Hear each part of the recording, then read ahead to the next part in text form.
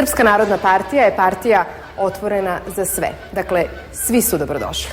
Srpska narodna partija je spremna za izbore.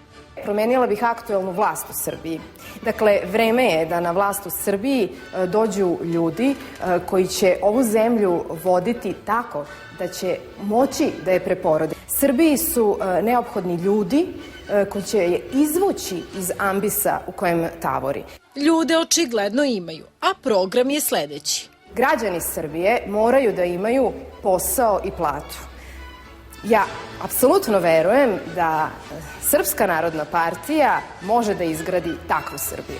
Srpska narodna partija ima najbolji ekonomski program i to takav program koji nudi spasonosna rešenja za Srbiju koje, složit ćete se, u velikim problemima.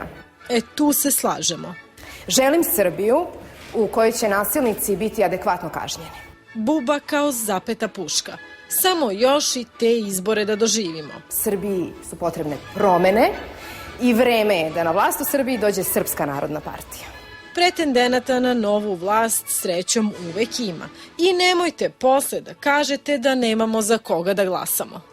Ja sam istoričar umetnosti po obrazovanju, radila sam u medijima, a eto, sticajem životnih okolnosti ušla sam u politiku ne želeći to zapravo, ne razmišljajući, ne planirajući, ali eto, životne okolnosti su me dovele na ovaj put. Ako i ne bude mesta u Ministarstvu za socijalna pitanja, za savetnicama je uvek velika potražnja.